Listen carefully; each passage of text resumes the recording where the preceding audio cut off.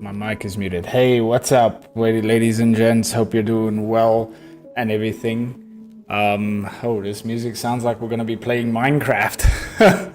But anyways, so I wanted to come today, quickly do a short live. It's gonna be more like a tutorial video. There's just not gonna be all these edits and everything in between. But what we're gonna be doing is I'm gonna be showing you guys how I set up my gold materials. I've had quite a few requests for how I set up my gold materials and everything. So yeah, that's what we're quickly gonna handle today. It's not gonna be a super long live. And then yeah, it's a very simplistic method that I use, and it works well for me. It's versatile. It looks good almost everywhere with a little bit of tweaks. So yeah. Without further ado, I'm gonna jump in here to Keyshot.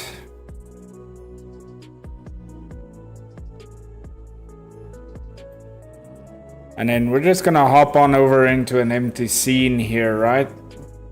And I'm gonna drag in a ring from my desktop here. It's just a plain solitaire. We're just gonna bring in this ring here. Just swap this to GPU mode. And let's just quickly get the camera angle that looks semi-decent. And I think let's at least give it a little bit of an interesting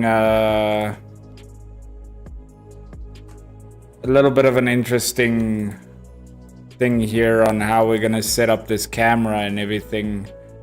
And just maybe turn the ring slightly like this. Let's go back to global. And yeah, this should be good. Let's just drop it down back to the ground plane. And this should be good. So this ring, we'll use this one here just to kind of set up our materials real quick. I just want to get the camera angle here as well, so that it's nice and center. And yeah, let's just remove the guides, and we can lock that camera in again. All right, so first thing I would suggest we do is let's just bring in an HDRI, right? That can work with this design. So we're gonna be focused mostly on the metal, but let's see here, what HDRI can we drag in? We'll just drag in one of these or something, just so we have one. And then I'm just gonna set this up so we've got like a white background real quick. Aces. And let's put up a white background. And that's fine. It's nothing too special. Get some values here. All right. So first thing we want to do is you want to double click your material, obviously. So this is how you select your material, and then you want to go here to the top right here where it says either plastic, or usually it brings it in as plastic. And we want to go to advanced on this one. All right. So advanced gives you a little bit more versatility than metal. Like, yes, you can go metal and everything, but then the only thing you have is your roughness, right? And you can use metal, but there's a specific reason why I don't like to use metal. So we'll go advanced. We'll keep the diffuse to pitch black, and then we're going to be playing around with the specular. So the specular, let's say for instance, let's start with the basic one, white gold. So we're going to make that pure white, and we're going to add this on the index of refraction, or refractive index. We're gonna make it 10, right?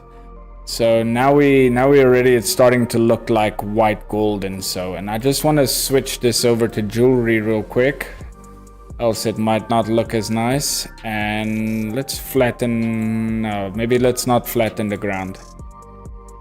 Let's quickly add just a quick ground plane in here, just so we got that light lit up a bit. And then yeah, let's get back to our material. So there's two ways you can do this, right? And I'll get to the other way soon now. So I'm just gonna call this my metal here, and I'm gonna set up my multi-material. Oh, and by the way, we can back down on the roughness to like 0.005. I usually like to use 0.005, but whatever look you're going for, you can use whatever you feel comfortable with. I just like 0.05 or 0.005. I'm going to set up a multi-material here, and what I'm going to do is I'm just going to duplicate the material with this thing here, and I'm going to call this the yellow gold. So on the yellow gold, I like to use, it's going to depend obviously on how you want it to look, but I would like to use like a value of 40 on the hue and a value of 40 on the saturation. So now we already have like our yellow gold look already ready to render, and most cases this would be fine, but there are some other tweaks you can make that I'm going to go through shortly. And I want to duplicate this again quickly, and then we're going to call this our, let's say, rose gold. And for me, I like to use a value of between 18 and 22, so let's start with like right in the middle at 20. Right, that's generally what I like with the rose gold, and I like to back off on the saturation just so slightly, like a 35% saturation. And to me, this is a very nice example of rose gold. So what we can then do, let's just quickly set up our diamond material. I will just use a standard gem material, put the refractive index to where it should be, and let's put a little bit of a lower Abbey number on the diamond. And that is the quick setup of how you can do these things. But we can take it a step further and everything, because if we were to go to our yellow gold, right, one thing that we don't always get is these crevices don't always look as saturated as it can be, and sometimes this metal can look a little bit dark in certain environments. So what you can do is you can turn off your Fresnel, right?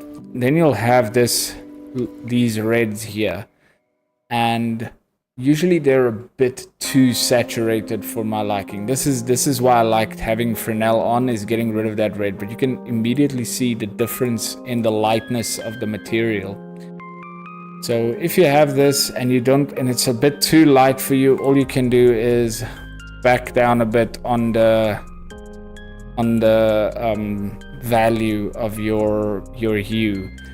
And with that, if I were to go and set this back, Fresnel back, and put this thing on, oh shoot, put this thing back to where it was, you can kind of see the difference. It brightens up the gold and you get these nice color hues like gold tends to do, but it's not overwhelming. Because it always looks so overwhelming when you have these bright red stuff. It looks, well, in my opinion, it looks like shit. So that's why I like to just back off the specularity a bit. You still get those nice saturated colors in between, and you have your gold color. And then if we move on over to the, I just want to delete this one. If we move on over to the rose gold, you can do the exact same here. And then it immediately brightens us up, but these areas in between, under the gem, where the metal kind of reflects upon itself, and every time it reflects upon itself, it becomes more saturated, and that usually doesn't look nice. So we just do the same here, back that down to 90, and then you got that, and it's less obvious. It's still there, you still get that realistic look that rose gold will give you, but it's not as intense, which is pretty nice.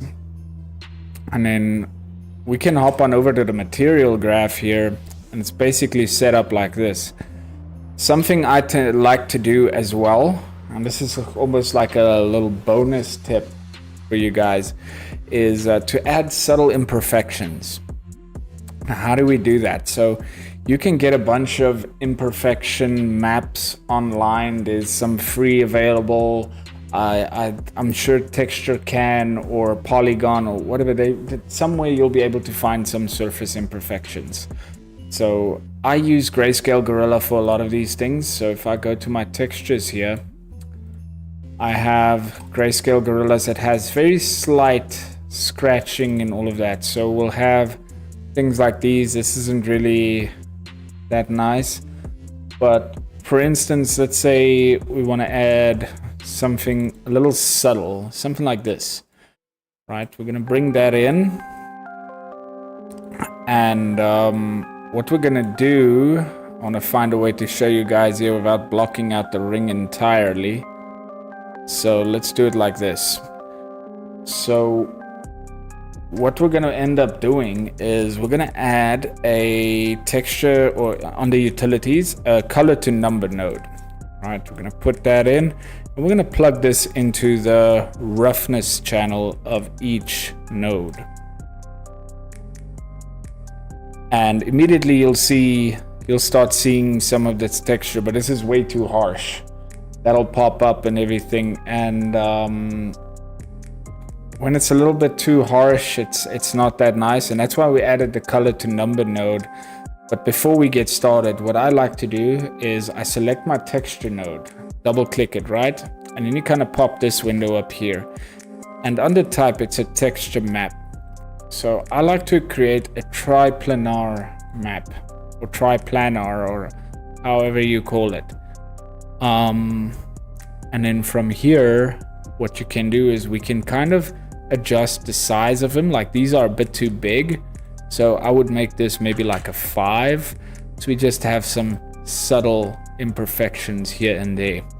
And then what I would do with my color to number node is let's just do it like this, and no, that's too small, but let's just watch the bottom here. So I like to bring this output down to about there, right? So maybe a 0.1 or whatever. You'll have to play around with the value, and it's very subtle. I don't know even if it's possible to see on stream, but if I zoom in, it's very subtle, but it's there.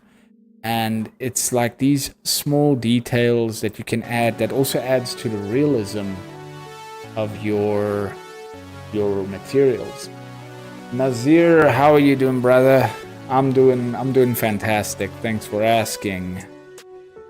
And then same here, you'll see some of the subtle imperfections here that jewelry does have. Even if it comes straight off of manufacturing, it does have these little things, and you won't see it with the naked eye, but once you start looking close, it does have that. So yeah, that's just a little quick introduction on it. Like we'll have it on the yellow gold, we'll have it on the white gold, and you have all of those textures. I just want to rotate this thing ever so slightly, see if we can get a better look on this jewelry piece. I don't think this HDRI was really built for it, but if we use a common one that I kind of like, oh, it's under jewelry HDRI. This is also one that I've built that, oh no, not 20, 0. This also looks pretty nice, and it's a little flat, I must say. But you can easily solve that by just adding a few pins here and there, just to kind of get rid of that flat look that you sometimes get. And like this would be a perfect spot, I think, for like a black pin. Maybe not completely black, but I like the completely black stuff. But maybe something like this, up a bit down on the radius, and let's just bring it up, and then let's kind of soften that. We can actually bring up the radius again, soften that, and I want to duplicate this pin, just make it ever so slightly smaller, back off a bit on the fall off. And then what we want to do is we go add, and we'll make that one white. And we might actually have to go a little bit more on the brightness. And just maybe move this one around where we have something like that.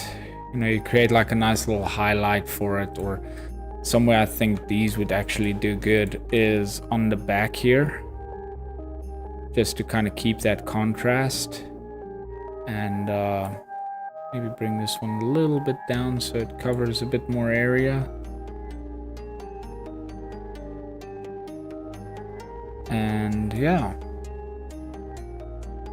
But that's just super simple. I'm not going to go too much into the HDRI, but that's a super simple way that I've used to create my metal colors. And the Fresnel, you can keep it enabled or keep it disabled. Just when you do enable it, you might have to up your value on the specularity. And yeah, then you can we can tweak it a little bit more here. You know, if you bring up the whites, you'll start getting a bit of a more vibrant yellow gold. And something I like to do sometimes is bring the saturation down slightly and then bring up the vibrance. That'll give it that nice warm glow. Or not glow, but that warm feeling that yellow gold has. And we can tick the sharpening on here if we want. We can tick bloom if we want. I don't really know if there's going to be any bloom. There's a little bit of bloom in the center gem. But yeah, guys, that is basically it. You guys have any questions or anything? And we can kind of move around and see how it looks.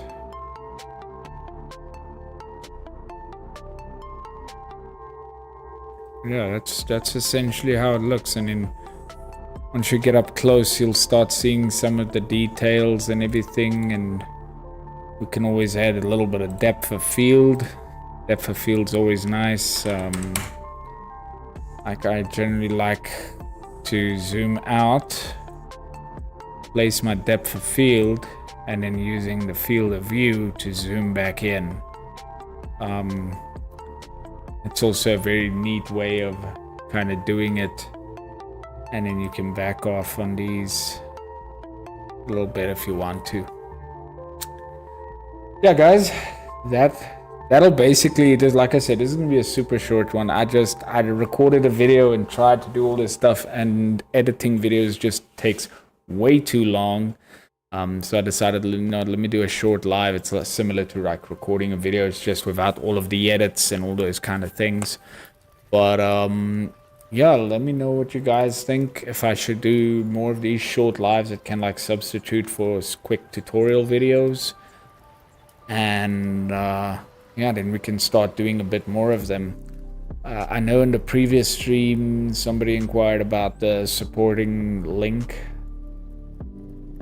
And I'm busy sorting that out. I'm gonna create a Patreon thing, and I'm still busy figuring out the tiers, because I'm thinking of possibly creating some materials and sharing the diamonds that I've created on there, as well as because there's so much things that goes into the diamonds. If you want them to look good, it's not just the edges that you blend and everything.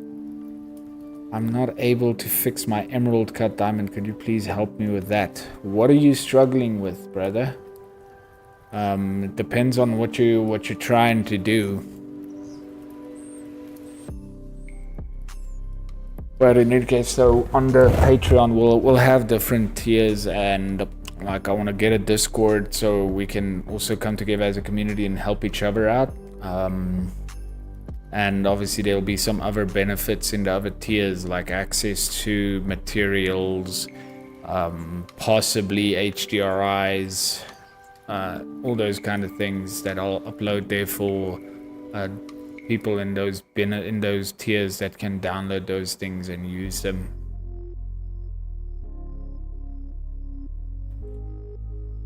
But yeah, that is essentially it, guys.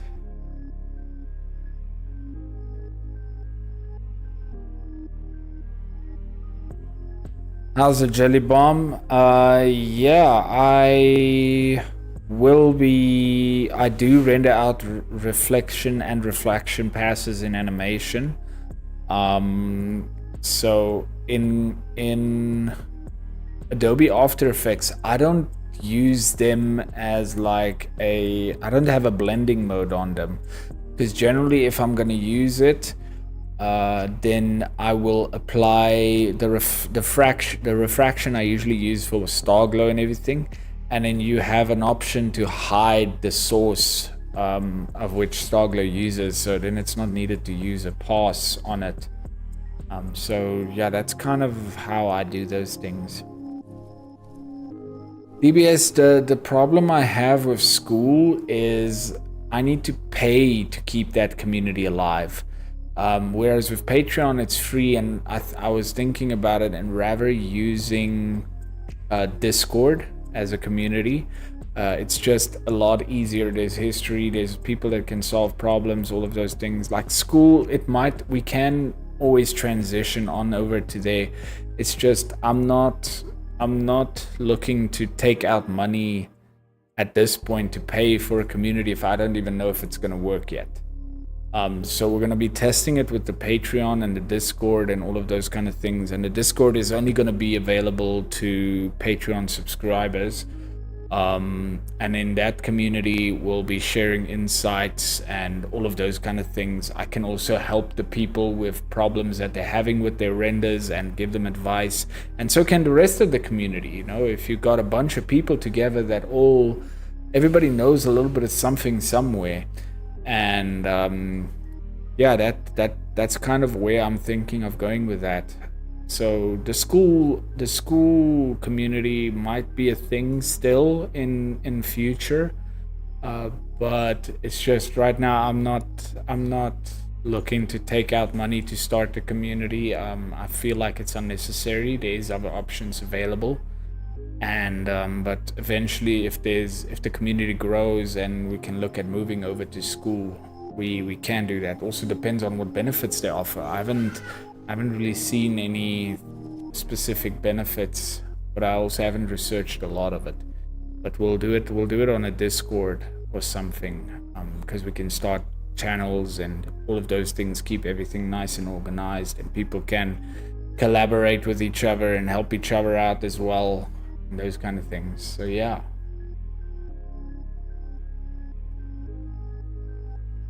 But guys, that is basically gonna conclude our stream for today. So I don't want to make this recording too long and then people struggle to find it. So we'll keep it short and simple.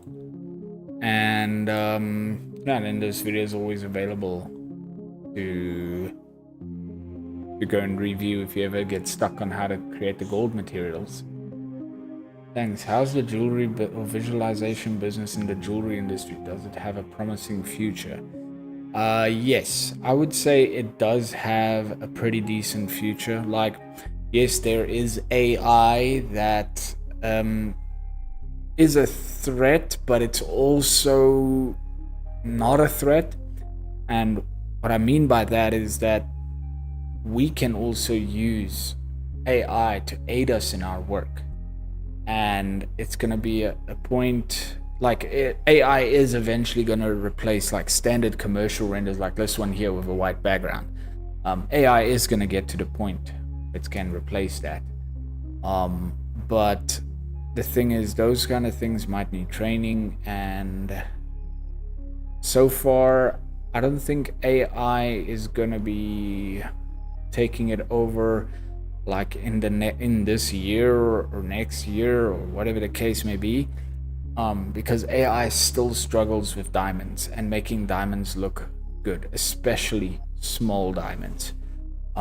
It's something that it still has not been able to get it to look nice. And also, I'm sure all of us have tried with AI to generate a specific image, and you never can quite seem to get exactly what you want. So yes, I still think there's a very good, promising future with jewelry visualization.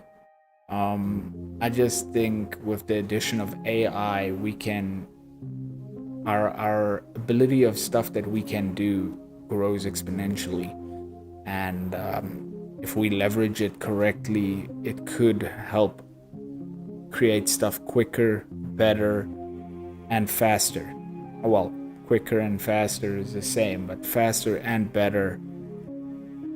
But yeah, it's just getting those things to the level where it needs to be at. But yeah, guys, that is it for me. I hope you guys have an awesome weekend. I'll catch you in the next live. I know I didn't announce this one on my Instagram, but I'll announce the next one because we still need to do a live to celebrate the 1,000 subscribers. So I want to do something for that. Let me know in the comments or something what kind of video you guys think we should do for 1,000 subscribers, and then if I like the idea, we can do that. Shred, how you doing, brother? I'm about to head off, but we'll catch up. I'm looking forward to seeing your new video. Cheers, guys.